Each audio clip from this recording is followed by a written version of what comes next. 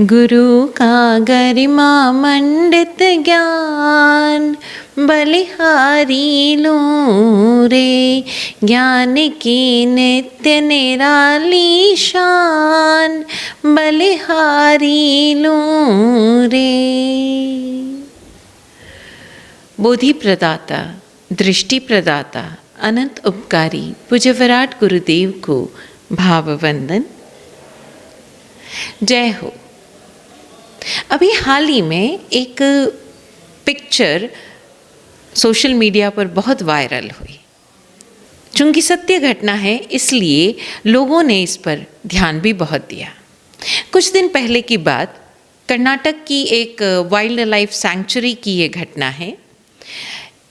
एक तेंदुआ एक कुत्ते का पीछा कर रहा था। सीधी सी बात है, एक कोई जंगली जानवर जब अपने शिकार का पीछा करता है इसका मतलब वो बहुत ज़्यादा भूखा है, और पीछा करते करते वो जो विश्राम गृह है, जो रेस्ट हाउस है उस सैंक्चुरी का, वहाँ तक पहुँच गए। कुत्ता अपनी जान बचाकर भाग रहा है और अचानक से उसे वो रेस्ट हाउस दिखाई पड़ता है और वो उसकी खिड़की में से टॉयलेट में घुस जाता है। तेंदुआ भी उस कुत्ते का पीछा करते करते खिड़की में से उस टॉयलेट में घुस जाता है। वो टॉयलेट बाहर से बंद है।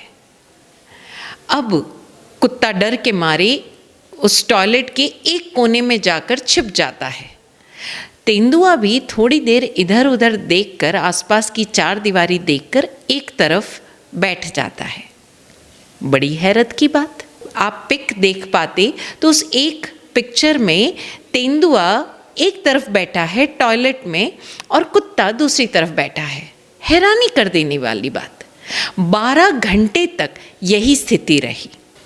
12 घंटे बाद जब वहाँ के कर्मचारियों को, ऑफिसर्स को ये पता चला तो उन्होंने सबसे पहले शॉटगन से उस तेंदुए को किया बेहोश, और उसके बाद उसको खोला गया और दोनों को बाहर निकाल लिया गया। हैरत की बात थी सभी के लिए कि 12 घंटे तक उस छोटे से टॉयलेट में एक कुत्ता और एक भूखा तेंदुआ बंद थे, लेकिन उस तेंदुए ने हत्या नहीं की उस कुत्ते की, उसको मार कर खाया नहीं, जबकि वो दौड़ इसीलिए रहा था उसके पीछे कि उसको अपना शिकार बनाए और अपनी भूख मिटाए।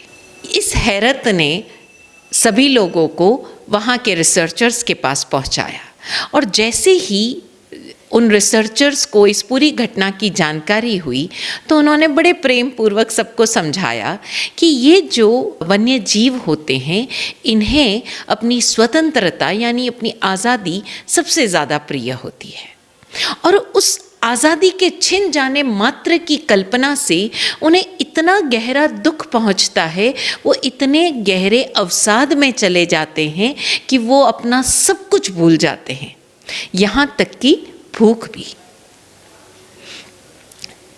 हैरत की बात है, एक भूखा तेंदुआ अपनी आज़ादी के छिन जाने के डर मात्र से इतने गहरे दुख में चला गया, इतने गहरे अवसाद में चला गया कि वो अपनी भूख तक भूल गया। ये घटना बड़ी छोटी सी है, हो सकता है सोशल मीडिया पर वायरल हुई हो और हमें हैरत कर देने वाली हो, लेकिन इसके पीछे उन रिसर्चर्स ने जो रिसर्च करके जो हमें एक सत्य का उद्घाटन हम तक पहुंचाया, हम तक वो सत्य पहुंचाया, उस पर ध्यान देने योग्य है।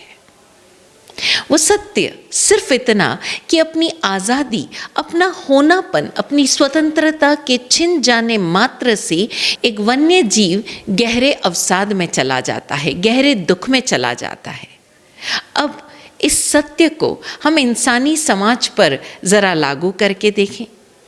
अक्सर हम लोग सोचते हैं कि जब हम ऐसी घटनाएं सुनते हैं कि एक IIT, एक बहुत हाईली पेड प्रोफेशनल ने आत्महत्या कर ली, या एक बहुत ऊंची पोस्ट पर पहुंचे हुए, बहुत अधिक पैसा कमा चुके रईस ने सब कुछ छोड़ छाड़ कर गहरे वन में जाकर एक NGO की शरण ले ली, या गहरे वन में जाकर तपस्या करने लगा, तब हमारे भीतर एक प्रश्न उठता है कि जहाँ सारी दुनिया पागल है पैसा कमाने के लिए, वहाँ ऐसा क्या हो गया कि ये लोग अपना सब कुछ छोड़कर उस जगह पहुँच रहे हैं और क्या पाना चाहते हैं? उत्तर है स्वतंत्रता, अपने होनेपन की स्वतंत्रता, अपने होनेपन का एहसास। बात बहुत उल्टी भी समझ में आएगी और शायद जो लोग भाग रहे हैं जीवन में अपना एक मुकाम हासिल करने के लिए, शायद उन्हें ये अटपटी भी लगे, लेकिन ये सत्य है। हर व्यक्ति की जो उसकी बेसिक मांग है, जो उसकी संज्ञा है, वो है उसका अपना होनापन और उस होनेपन की स्वतंत्रता। यही होनेपन की स्वतंत्रता या यही होनेपन का एहसास आपको जीवन में ऐसे ऐसे निर्णय पर ले जाता है जो शायद आपके आसपास वाले लोगों को बहुत अटपटे मालूम पड़े। हम कई बार देखते हैं कि एक बच्चे को बचपन से एक ऐसा लक्ष्य आरोपित कर दिया गया, तुझे उस जगह पहुंचना है, तुम्हें ये मुकाम हासिल करना है, तुम्हें इतना धन कमाना है, तुम्हें फलां डिग्री हासिल करनी है। चाहे वो अध्यात्म के क्षेत्र में हो, किसी भी साधु को एक पीछे ललक लगा दी जाती है, तुम्हें इतनी तपस्या करनी है, तुम्हें सारे सूत्र पढ़ने हैं, तुम्हें ये आगम रटने हैं, तुम्हें ये वेद पुराण याद करने हैं, तुम्हें इस पर कथाएं करनी है, तुम्हें लोगों को अपनी तरफ आकर्षित करके उनको जीवन के मोह से दूर करके उनको मोक्ष की ओर ले जाना है, ये तुम्हारी जिम्मेदारी है। जब ये सारे लक्ष्य आरोपित होते हैं, व्यक्ति के स्वयं के नहीं होते, तो व्यक्ति उस जिम्मेदारी की भ्रमणा में ऐसा उलझता है, उस दौड़ में ऐसा उलझ जाता है कि कहीं न कहीं अपने आप को भूल जाता है, अपने स्वयं के होनेपन को भूल जाता है। जीवन जीने की जो एक नैसर्गिक स्वतंत्रता है, उससे हाथ धो बैठता है और अंत में या तो वो सब कुछ छोड़ छाड़ कर उस होनेपन को तलाश करने में कहीं दूर निकल पड़ता है, इन सारे शोशेबाजियों से दूर, इन सारे आरोपणों से दूर, इन सारे सो कॉल्ड बंधनों से दूर। और या फिर जब उसे कोई रास्ता नहीं दिखाई पड़ता तो कुछ लोग आत्मघात की ओर बढ़ जाते हैं। तो ज़रा हम सोचें कि ये स्वतंत्रता मात्र एक वन्य जीव की नहीं, हर किसी की नैसर्गिक आवश्यकता है। स्वतंत्रता अपने आप में जीने की, जो हम स्वयं हैं उसको उजागर करने की स्वतंत्रता, अपने लक्ष्य को स्वयं देख पाने की, चुनने की स्वतंत्रता, स्वयं अपनी अभिव्यक्ति की, अपनी तरह की अभिव्यक्ति भी अक्सर हम लोग कई बार किसी से नकल कर लेते हैं। तो ये स्वतंत्रता स्वयं अपने भीतर उठ रहे भाव, विचार, अध्यवसाय, इन सब की अभिव्यक्ति की स्वतंत्रता। और ये स्वतंत्रता एक स्वतंत्र देश में ही उपलब्ध हो सकती है, जहाँ आसपास का वातावरण ऐसा हो जहाँ हर कोई अपने आप में जीने में स्वतंत्र हो। हम भारत देश के वासी हैं। भारत एक गणतंत्र है जिसका अभी हम 26 जनवरी को 74वां गणतंत्र दिवस मना रहे हैं। यानी हमारा संविधान हमारा अपना संविधान है और ये संविधान हमें एक स्वतंत्रता देता है जहां हम अपनी तरह से जी पाएँ। हम किसी और संस्कृति से प्रभावित होकर अपने आप में नहीं जीते। हमारी संस्कृति हमारे अपने से निर्मित है। फिर क्यों हम एक प्रतियोगिता में उलझ जाते हैं? हम उलझ जाते हैं इधर उधर और न जाने किन किन चीज़ों को अपने ऊपर हावी कर लेते हैं। हम अपना होनापन भूल जाते हैं, हम अपनी निजता भूल जाते हैं और एक स्वतंत्र देश के निवासी होते हुए, एक गणतंत्र के निवासी होते हुए भी हम एक परतंत्रता की जिंदगी जीते हैं। और ये परतंत्रता हम पर आरोपित नहीं की गई है, ये परतंत्रता स्वयं हम स्वीकार कर रहे हैं। हमें फलां के जैसा बनना है, हमें उस देश की तरह बनना है। आजकल पश्चिमी सभ्यता का हमारे ऊपर बड़ा बोलबाला है, तो हम उस पश्चिमी सभ्यता के अनुसार जीना चाहते हैं। हम उस सभ्यता के अनुसार हमारी ड्रेसिंग करेंगे, हम उस सभ्यता के अनुसार अपने परिवार चलाएंगे। और तो और हमारे घर में होने वाले विवाह, गृह प्रवेश आदि फंक्शंस, यहाँ तक कि जो साद पुराई, बच्चा जब पैदा होने वाला होता है, आजकल उसे साद पुराई नहीं कहकर, आजकल उसे गोद भराई नहीं कहकर बेबी शावर कहा जाने लगा है। यानी हम अपने तीज त्योहार भूलकर किसी और देश के त्योहार मनाने में लगे हैं। और ये त्योहार मनाना भी it's just an illusion, because उस त्योहार मनाने में हम अपने आप को फिट नहीं पाते। Every time we are tensed, ये हमारा ड्रेसिंग इसके ओकेजन के अनुरूप है या नहीं।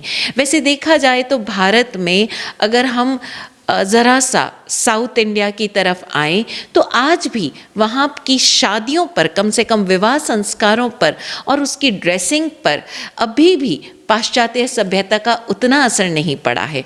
आज भी वहाँ के विवाह संस्कार में लोग उसी तरह की सिल्क साड़ीज़ जो उनके अपने संस्कृति की पहचान है वही पहनने की कोशिश करते हैं। तो ज़रा हम अपने पहनावे को देखें, अपने घर के इन संस्कार मनाने के तरीके को देखें। क्या हम वाकई स्वतंत्र हैं? हम अपनी कमाई को देखें, हम अपनी कमाई को खर्च करने के तरीकों को देखें, हम अपने भोजन को देखें, हम अपने खान पान, वेशभूषा, व्यवहार को देखें, हम अपनी सोच को देखें, हम अपने परिवारों की स्थिति को देखें। हमारे यहाँ भारतीय संस्कृति में परिवार उन्हें कहा जाता रहा जहाँ सब लोग एक साथ बैठकर प्रार्थना करते हैं, सब लोग एक साथ बैठकर भोजन करते हैं। आज इस पाश्चात्य संस्कृति में भागते भागते हालात ये तक हो गए हैं कि एक परिवार के कुछ सदस्य आपस में, उन्हें एक समय का भोजन साथ में करना है, चाहे वो डिनर हो या लंच हो, उसके लिए वो एक दूसरे के साथ अपॉइंटमेंट लेते हैं कि क्या हम एक साथ लंच कर सकते हैं। क्या ये भारतीय संस्कृति है या पाश्चात्य संस्कृति? तो इस बार हम जब 26 जनवरी के दिन तिरंगा लहराएं या 26 जनवरी के दिन एक दूसरे को हैप्पी रिपब्लिक डे या गणतंत्र दिवस की शुभकामनाएं दें, तो ज़रा एक प्रश्न अपने आप से करें, क्या हम वाकई एक स्वतंत्र देश, एक गणतंत्र के प्रतिभागी हैं, सदस्य हैं, या हम एक ऐसी ग्लोबलाइज्ड संस्कृति के परतंत्रवासी हो चुके हैं, उसमें हम कहीं न कहीं एक गुलाम हो चुके हैं और दौड़ रहे हैं न मालूम किस दिशा की ओर। ये प्रश्न आप सबके लिए, अगर आप लोगों को वाकई कोई उत्तर मिलता है तो हमारे साथ ज़रूर शेयर करें और संकल्प लें कि हम अपनी संस्कृति में जीते हुए, अपने यहाँ के धर्म और दर्शन को जानते हुए अपना जीवन बिताने का प्रयास करेंगे। अभी भी समय हुआ नहीं है, समय बहुत बाकी है। तो अपने जो आयु के कुछ वर्ष या बहुत ज़्यादा वर्ष, जितने भी वर्ष बचे हैं, उसे एक गणतंत्र देश का निवासी होकर आप बिताएं। आप सभी को गणतंत्र दिवस की अग्रिम शुभकामनाएं। ओम शांति।